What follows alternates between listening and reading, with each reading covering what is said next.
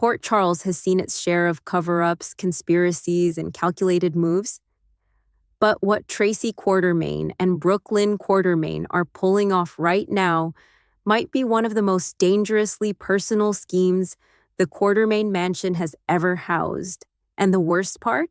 They're about to drag an innocent young woman right into the middle of it.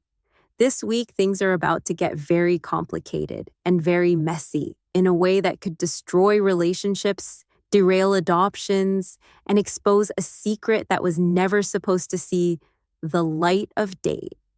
Let's start with what we know.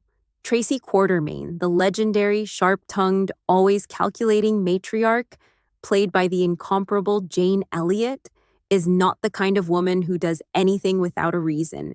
Every gesture, every smile, every seemingly generous act is a move on a chessboard that only Tracy fully understands.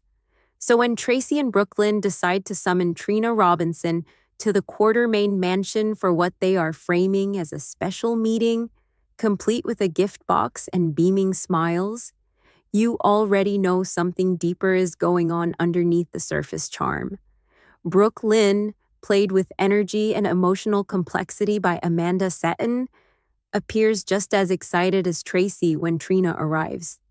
On the surface, this could look like a warm, welcoming gesture. There is even the possibility that the meeting ties into deception. Perhaps some modeling work, a product test, something professional and above board. That is exactly what Tracy wants it to look like.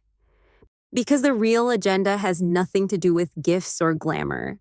Tracy needs information. Specifically, she needs to know how much the police know about the driver who fled the scene the night Jordan Ashford was involved in a devastating accident.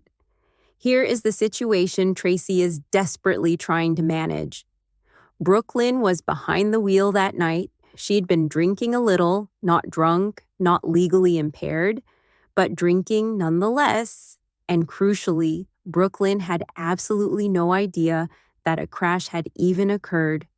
She kept driving, completely unaware that her car had been involved in an incident that put Jordan Ashford in serious danger. But not knowing does not make the optics any less terrifying, especially now. Because if Brook Lynn's involvement comes out, the fallout would be catastrophic, not just for her reputation, but for something far more precious. Baby Phoebe, the foster situation, the future adoption with Harrison Chase hanging in the balance. Everything Brook Lynn and Chase have been building toward could be obliterated in an instant. That is the secret. That is what Tracy is guarding like a fortress. And that is why Trina Robinson, bright, perceptive, deeply loyal to the people she loves, has just become the most inconveniently positioned person in all of Port Charles. Tracy's plan with the gift box and the warm welcome is classic Quartermaine manipulation dressed up in silk and good manners. The idea is to butter Trina up, make her feel valued, seen, appreciated. Because if Trina walks away from that mansion thinking warmly of Tracy and Brook Lynn, she is far less likely to look too closely at anything suspicious. And more importantly, if Trina sings their praises to Curtis Ashford, it might throw him off the scent entirely.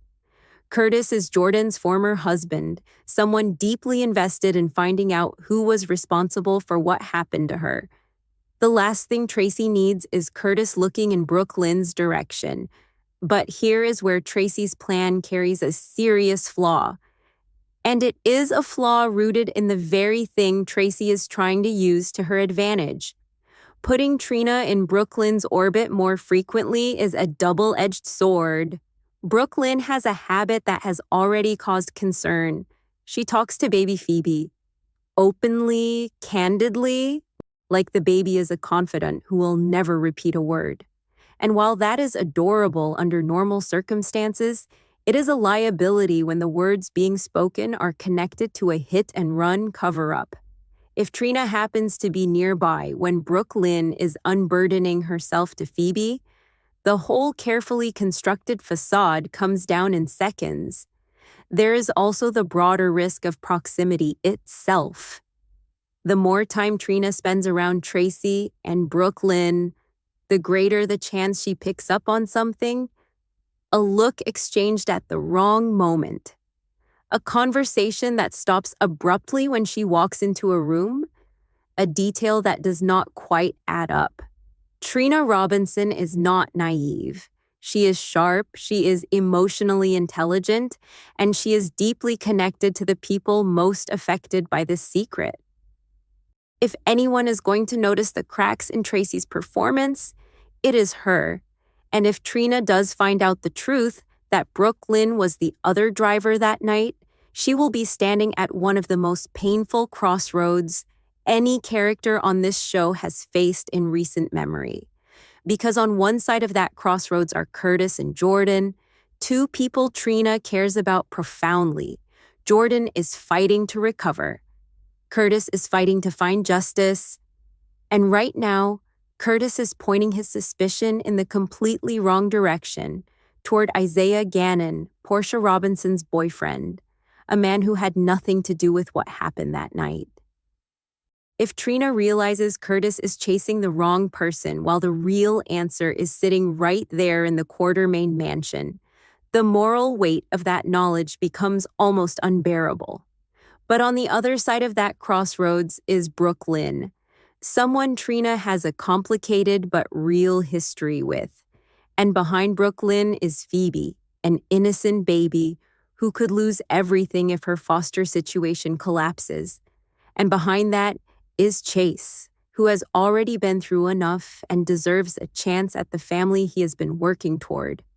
Could Trina sit on the secret to protect them? Could she watch Curtis accuse the wrong man and say nothing? That would be a stunning betrayal of two people who have earned her loyalty. But it would also put her in an impossible position, holding a truth that could either deliver justice or destroy innocent lives, depending on how it falls. Tracy Quartermaine has played long games before and won. But this time, the stakes are deeply personal. The players are emotionally invested, and the wild card, Trina Robinson and her sins, is not someone who bends easily under pressure. This cover-up is cracking, and when it finally breaks open, Port Charles will never be the same. Stay close, because General Hospital is about to deliver some of its most dramatic storytelling of the year.